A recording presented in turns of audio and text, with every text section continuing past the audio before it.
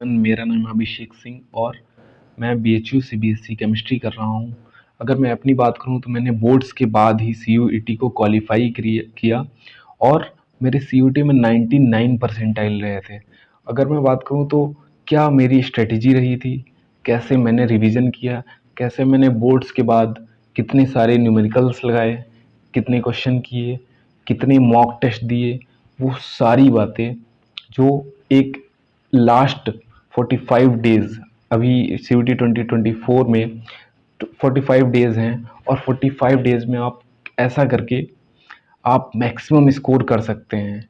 Yes, domain में score करना कोई बड़ी बात नहीं होती है, क्योंकि आप बोर्ड्स तो ऑलरेडी पढ़ के आए हो और ये मैं मान के चलता हूँ जो जो जितने भी सीरियस स्टूडेंट होंगे वो ऑलरेडी सिलेबस तो उनका कंप्लीट ही होगा। अब बस उनको ज़रूरत है एक अपने अपने तैयारी को एक धार देने की, एक रिफ्रेश देने की, ताकि वो सारी बातें जितनी हैं वो आप एग्ज़ाम में याद कर पाओ और उसको इम्प्लीमेंट करके मैक्सिमम क्वेश्चंस अटेम्प्ट करो। मतलब 40 के 40 अटेम्प्ट करने हैं, 50 दिए होते हैं, 10 आप छोड़ सकते हैं और आपको देखने तो 50 है ना, इसका मतलब ये एक स्पीड वाला हो गया है। आप और स्पीड तभी आएगी जब आप पढ़े होंगे और जब आप बहुत अच्छे से पढ़े होंगे। पढ़ने की बात नहीं है, पढ़ते तो सारे ही हैं पर सबका नहीं निकल जाता है, ठीक है। तो मैं आपको बताऊंगा कैसे लास्ट टाइम में कितने टेस्ट देने हैं, कितना रिवीजन करना है, कैसे रिवीजन करना है, वो सारी बातें। और आज जो आप ये मेहनत करेंगे, हो सकता है आपके आज के 3 महीने बाद आप अपनी ड्रीम यूनिवर्सिटी में बैठे होंगे। कि जैसे कि जब मैं तैयारी करता था तो मैं भी सोचता था कि काश मैं अपनी ड्रीम यूनिवर्सिटी में हूँ और मेरा जो बर्थडे है, जो होली है, जो दिवाली है, जितने भी फेस्टिवल हैं वो यूनिवर्सिटी में जाके करूँ। सो ये जो खुशी होती है, जिस खुशी के लिए आप आज मेहनत कर रहे हो, वो आपको कल पता चलेगी। सो ये 45 डेज आपकी लाइफ चेंजिंग डेज हो सकते हैं if you do hard work. अगर आप अच्छे से अपने सब्जेक्ट्स को पढ़ते हो, अपनी यूनिवर्सिटी के डिमांडिंग सब्जेक्ट्स को पढ़ते हो, जैसे किसी को बीए करना है तो वो जनरल टेस्ट और लैंग्वेज को पढ़ेगा।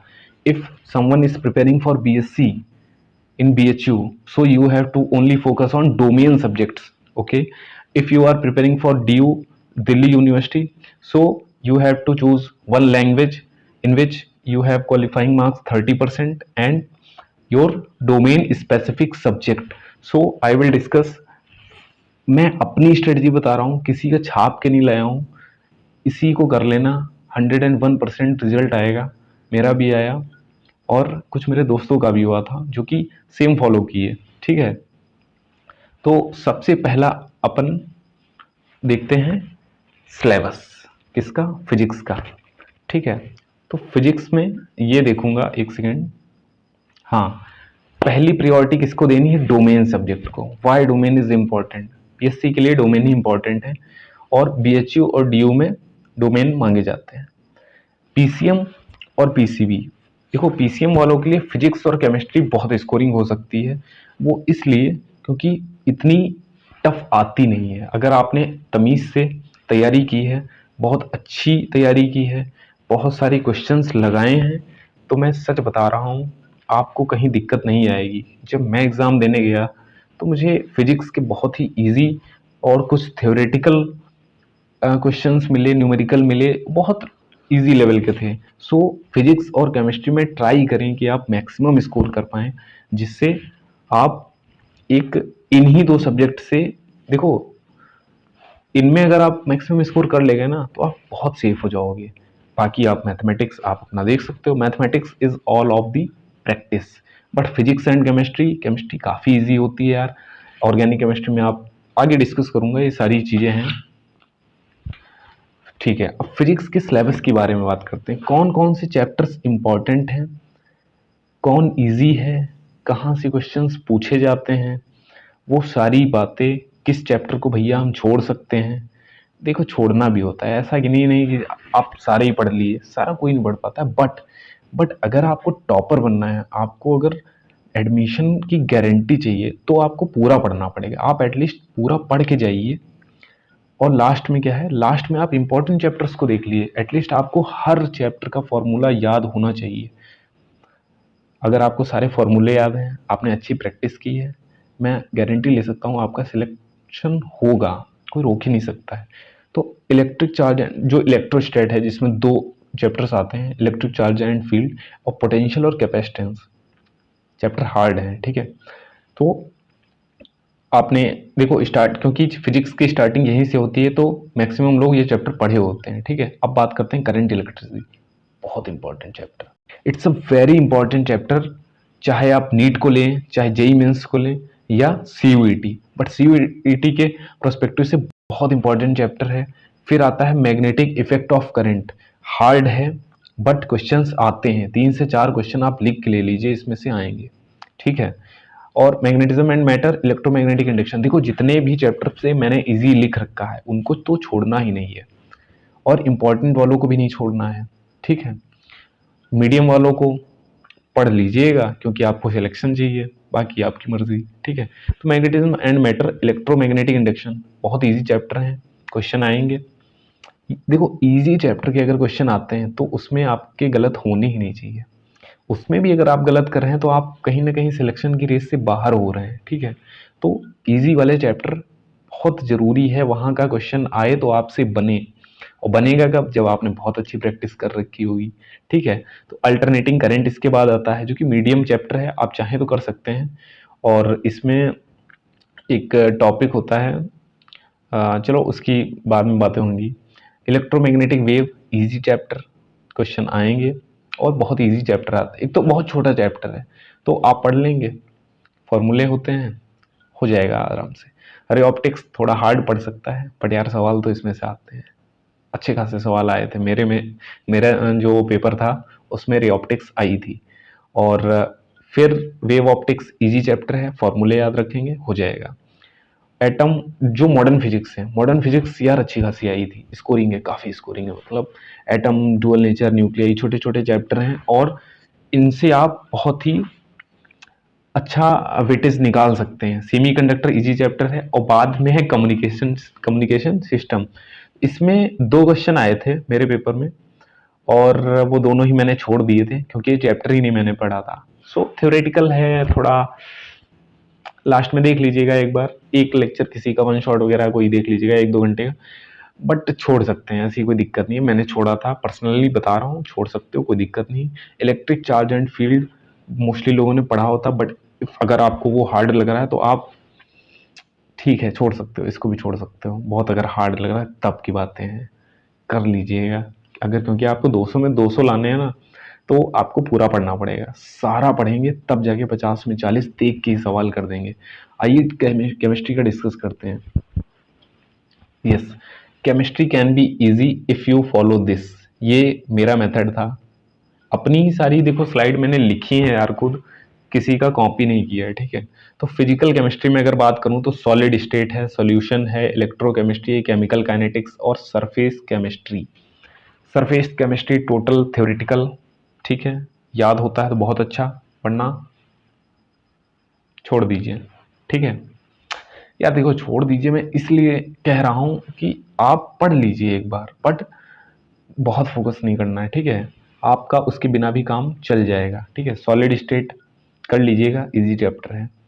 और सरफेस केमिस्ट्री को मैं ये बोलूँगा कि जो भी जहाँ से भी आप पढ़ रहे हो वहाँ के जो नोट्स आपको मिले उसको एक बार रीड कर लीजिएगा, उतने में हो जाएगा। क्वेश्चन बनना होगा तो बन जाएगा, नहीं बनना होगा तो थ्योरेटिकल आ जाएगा, नहीं बनेगा, ठीक है।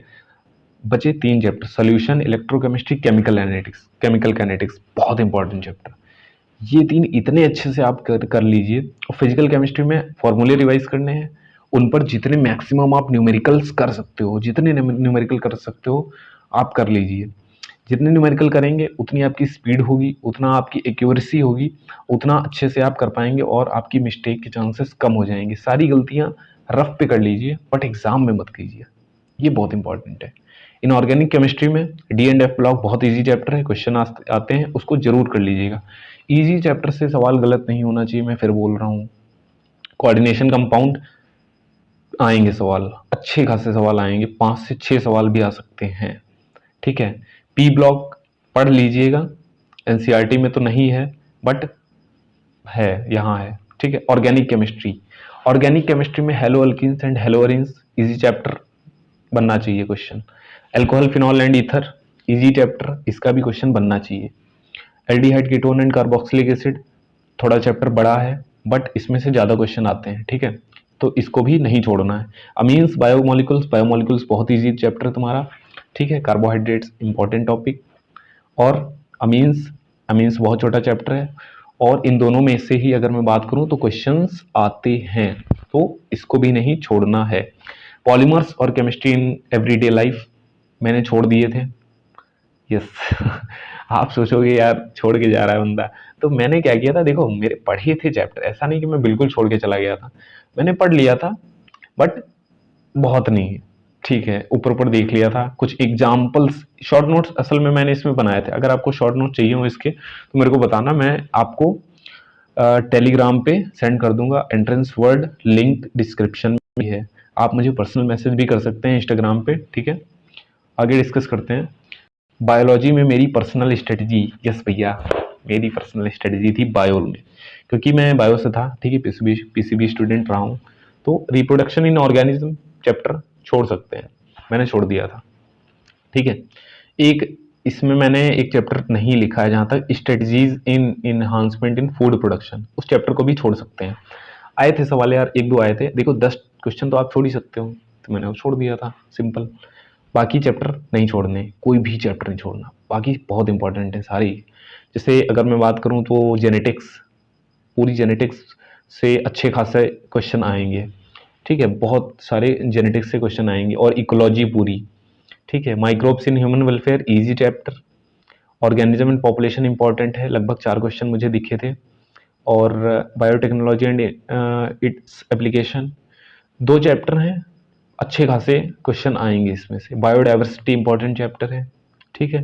और ह्यूमन रिप्रोडक्शन और रिप्रोडक्टिव हेल्थ, इसमें से वे इन दोनों को मिला के अगर मैं बात करूं तो मेरे को लगता है 6 to 7 क्वेश्चन, 6 क्वेश्चन तो जरूर आएंगे यार, ऐसा होता है, ठीक है। और क्वेश्चन देखो, बायो में एनसीईआरटी रीडिंग बहुत इंपॉर्टेंट होती है, आप 1000 क्वेश्चन लगा लो बट वो क्वेश्चन तो नहीं आना है ना, तो क्यों क्वेश्चन लगाने, तुम क्वेश्चन लगाए जा रहे हो, एमसीक्यू लगा रहे हो, बट वो चीज नहीं देंगे ना। नीट में यही तो हो रहा है, नीट में वो नया क्वेश्चन फॉर्म कर रहे हैं, तो जिसकी एनसीईआरटी क्लियर है, जिसके कॉन्सेप्ट क्लियर है, वो वहां पे फंसेगा ही नहीं, वो क्वेश्चन अच्छे से कर लेगा। तो यहाँ पे देखो, जैसे इन्वायरमेंटल इश्यूज हो गया, तो इसको भी आप पढ़ लीजिए, बट इसके कंपैरेटिव बायोडाइवर्सिटी ज़्यादा इंपॉर्टेंट है, इकोसिस्टम के कंपैरेटिव ऑर्गेनिज्म एंड पॉपुलेशन ज़्यादा इंपॉर्टेंट है, biotechnology very important, genetics very important, ठीक है। और human health and disease lengthy chapter है बट यार वेटेज रखता है 3 से 4 क्वेश्चन का। तो मैं तो स्ट्रेटजी यही बताऊंगा कि आप 2 चैप्टर को छोड़ सकते हैं, एक रिप्रोडक्शन इन ऑर्गेनिज्म, और दूसरा चैप्टर जो है, दूसरा चैप्टर आप छोड़ सकते हैं स्ट्रेटजीज इन इनहांसमेंट इन फूड प्रोडक्शन, 2 छोड़ सकते हैं अगर आप चाहें, एक बार एक बार पढ़ लीजिएगा फिर छोड़ दीजिए, ठीक है। इसमें एक फिशिंग वाला कुछ टॉपिक होता है, उसमें से वो इंपॉर्टेंट टॉपिक है थोड़ा। Please solve questions rather than theory reading, बहुत बड़ी गलती है, सच बता रहा हूँ, बहुत बड़ी गलती है जो मेजर स्टूडेंट करता है, क्योंकि क्वेश्चन सॉल्व करने से वो डरता है, उसको लगता है अरे गलत हो जाएगा, और गलत हो जाता है तो उसको डिप्रेशन आता है। यार डिप्रेशन क्या होता है, डिप्रेशन जैसा कुछ नहीं होता, या तो आप सीखोगे, या तो क्वेश्चन आपको सिखा के जाएगा या खुश करके जाएगा। अब आप यही 2 ऑप्शन रखिए। डिप्रेशन क्या होता है भाई, डिप्रेशन कुछ नहीं होता, आपको क्वेश्चन या तो बन गया मेरे से तो मैं खुश हो गया कि यस मैंने जो पढ़ा उसको मैं इम्प्लीमेंट कर पाया, और अगर क्वेश्चन आपको सिखा के जा रहा है तो आप खुश हो जाइए कि वो गलती आप एग्जाम में करने वाले थे वो आपने पहले ही कर ली। तो देखो फिजिक्स में कैसे प्रोसीड करना है, जैसे आपके बोर्ड्स खत्म हुई तो अब आप क्या कर रहे होगे, सीयूटी की तैयारी कर रहे होगे, तो उसको कैसे प्रोसीड करना है मैं आपको बताता हूँ। आपने चैप्टर रिवाइज किया, इट में भी आप यूट्यूब से कर सकते हैं, जैसे 1-2 घंटे में लोग वन शॉट डाल देते हैं मोस्टली, ठीक है। तो उस चैप्टर को रिवाइज किया आपने, एक बार थ्योरी देख ली, उसमें इंपॉर्टेंट फॉर्मूले देख लिए, और 50 क्वेश्चंस पर डे आपको करने हैं, क्योंकि अब आपका स्कूल है ही नहीं, अब आपका स्कूल नहीं है, आप जी जान लगा दीजिए इसी में, 10 से 12 घंटे जरूर पढ़िए, इतना कर सकते हैं। मैं करता था, 10, 11, 12 हो जाता था मेरा, तो इतना आपको करना है। शेड्यूल आप अपने हिसाब से देख सकते हैं, जितने बजे भी आप सुबह उठते हैं। और 50 questions per day, minimum 200 to 50 question per chapter आपके होने चाहिए। मिनिमम यार 200 तो कर ही लो। आप जब 200 चैप्टर कर लोगे ना, तो साला जो एग्जाम में सवाल आएगा ना, वो तुमसे डरेगा। जब तुमने देखा ना क्वेश्चन, ये वाला हो गया, ऐसे करोगे क्वेश्चन। मेरे में मैग्नेटिक इफेक्ट ऑफ करंट में एक जेई एडवांस का सवाल आया था, मैग्नेटिक फील्ड उसमें फाइंड करनी थी स्क्वायर में, ठीक है, थोड़ा लेंदी सवाल था, बट क्योंकि मुझे आंसर याद था और क्वेश्चन भी याद था, क्यों? क्योंकि मैंने बहुत सारे क्वेश्चन प्रैक्टिस किए हुए थे। ये होती है पावर ऑफ प्रैक्टिस। मैंने देखते ही उसको आंसर लगा दिया, क्योंकि मुझे उसका आंसर याद था। तो ये कॉन्फिडेंस कहाँ से आएगा आपके पास? जब आपने बहुत सारे क्वेश्चन किए होंगे, ठीक है। तो ये स्ट्रेटजी है। तो मिनिमम 200 से 250 question per chapter two become perfect in the chapter. आपको अगर परफेक्ट चाहिए ना, आपको फिजिक्स में 200 में 200 लाने हैं ना, तो ये करना होगा। ये जो मैंने दिया है, लिख नहीं दिया है सर, रियलिटी है ये। आपके पास जितना भी मटेरियल, आपके किसी कोचिंग के मॉड्यूल्स हों, कहीं की डीपीपी वगैरह हों, जितने भी क्वेश्चंस हैं, जो आ, देखो अननेसेसरी क्वेश्चन नहीं लगाने हैं आपको, जे एडवांस के नहीं लगाने हैं, जैसे मैंने बोल दी। आपको नेसेसरी लगाना है, आपको नीट लेवल तक छूना है। आप नीट लेवल के क्वेश्चन लगाइए। अगर आपको क्वेश्चन चाहिए वो भी मैं प्रोवाइड कर सकता हूँ। Physical chemistry revise, formula revise किया, क्वेश्चंस किए, बात खत्म। इनऑर्गेनिक में जो भी आप जहाँ भी पढ़ रहे हो, जहाँ भी कोचिंग के आपके पास नोट्स हो, उन नोट्स को मल्टीपल रिवाइज कीजिए और थोड़े क्वेश्चंस भी कर सकते हैं उस पर। ऑर्गेनिक केमिस्ट्री में नेम्ड रिएक्शन यार जरूर कर लेना, कहीं ना कहीं कन्वर्जन में काम आ जाती हैं, ठीक है। एनसीईआरटी रीडिंग बहुत इंपॉर्टेंट है ऑर्गेनिक केमिस्ट्री में, डायरेक्ट क्वेश्चन मिल जाते हैं, ठीक है। तो एनसीईआरटी जरूर रीड करें ऑर्गेनिक केमिस्ट्री में, ठीक है। फिजिकल में कोई ज़रूरत नहीं है। चैप्टर वाइज क्वेश्चन करें। अगर आपको कोई डीपीपी, कहीं कोई मॉड्यूल हो, तो वहाँ से आप कर सकते हैं, बिल्कुल कोई दिक्कत नहीं है। अगर बायो की मैं बात करूं, तो कोचिंग, जिस भी कोचिंग के आपके पास नोट्स हो, उनको मल्टीपल टाइम्स रिवाइज करिए। सुबह रिवाइज करें, मतलब जल्दी जल्दी, एक बार सुबह उठे देख लिया, रात को सोने से पहले देख लिया, इस तरीके से वो पिक्चर आपके माइंड में छप जाएगी। कहीं से भी स्टेटमेंट वाइज क्वेश्चन आए, चाहे असर्शन रीजन हो, कैसा भी क्वेश्चन हो, आपसे बन जाएगा, मैं गारंटी लेता हूँ। और एमसीक्यू सॉल्व करना थोड़ा कम करें, जैसे कि मैंने लिख दिया, don't waste time in doing bio questions. भैया बायो में कोई क्वेश्चन नहीं होते। बायो में आप, जब वो क्वेश्चन आना ही नहीं है, जिसे उन्होंने मान लो स्टेटमेंट वाइज क्वेश्चन दे दिए, स्टेटमेंट वाइज आप कब कर पाओगे? जब आपने एनसीईआरटी पढ़ी होगी, ना कि आपने जब एमसीक्यू सॉल्व किए होंगे, ठीक है। तो देखो पीडब्ल्यू के मॉड्यूल्स मैंने लिख रखे हैं, इसलिए क्योंकि मैंने पर्सनली खुद सॉल्व किए थे, और उसमें एनसीईआरटी की लाइंस पे बेस्ड एमसीक्यूज हैं, तो उसको आप सॉल्व कर सकते हैं, बिल्कुल आई विल सजेस्ट इट। क्योंकि मेरा पर्सनल एक्सपीरियंस है, तो मुझे उसमें कोई दिक्कत नहीं है। मैं किसी का प्रचार नहीं कर रहा हूँ, ये मैं अपना एक्सपीरियंस बता रहा हूँ कि वहाँ के आप कर सकते हैं। और एनसीईआरटी बेस्ड है, तो आपके लिए रेलिवेंट है। रेलिवेंट वर्क ही करना पड़ता है किसी भी एंट्रेंस को निकालने के लिए। 50 चीज़ें नहीं करनी है, ठीक है। बहुत छोटा मटेरियल होता है, उतना कर लेंगे, उतने में हो जाएगा, ठीक है। ऑर्गेनिक में मैं आपको बता दिया, नेम्ड रिएक्शन और चैप्टर्स भी मैंने बता दिए। आगे देखते हैं। हाँ, हर संडे को आपको मॉक टेस्ट देना है, ठीक है। अभी आपके पास 45 डेज हैं, तो स्टार्टिंग के 20 दिन में आपको हर चैप्टर रिवाइज हो जाना चाहिए, और हर चैप्टर रिवाइज हो जाना चाहिए, और मिनिमम 4-5 टेस्ट आप दीजिए। इन 20 दिनों में 4-5 मॉक टेस्ट आपको देने। फिर आपको क्या करना है, आपको हर तीसरे दिन, हर दूसरे दिन, या मे बी डेली भी आप कर सकते हैं। आप डेली भी टेस्ट दे सकते हैं, कोई दिक्कत नहीं है उसमें, ठीक है, कोई दिक्कत नहीं है। Check yourself and improve by mistake, ठीक है। जितने मिस्टेक करेंगे, उतने आपके चांसेस कम हो जाएंगे एग्जाम में मिस्टेक ना होने के। So this is very good thing, जो आपको हर टॉपर के अंदर मिलेगी। आप किसी भी टॉपर से बात कर लीजिए, मैं आपको, यहाँ पे मेरे कई दोस्त हैं, अगर आप बताएंगे तो मैं उनकी इंटरव्यू आप इस पे डलवा दूंगा कि उनकी भी यही स्ट्रेटेजी है कि यार वो कहते थे मुझे गलती करना पसंद था। कहाँ? यहाँ पे प्रैक्टिस टाइम में मैं गलती करता था, मेरे को बहुत अच्छा लगता था और मैंने एग्ज़ाम में कोई गलती नहीं की। कोई 500 ला रहा है, 520 ला रहा है, तो ये कैसे आएँगे? ये इसी तरीके से आएँगे या ऐसे हवाबाजी में नहीं आ जाते नंबर, ठीक है? उसके लिए काफ़ी हार्ड वर्क करना पड़ता है। और एक और चीज़, एक लाइन आप देखिए, जो भी क्वेश्चन गलत होगा वो हमेशा याद रहेगा, so don't worry about it. कोई क्वेश्चन गलत हो जाए, उस पे आपका कंसंट्रेट जाएगा। माइंड जो होता है ना, माइंड के भी अपने एक गेम है।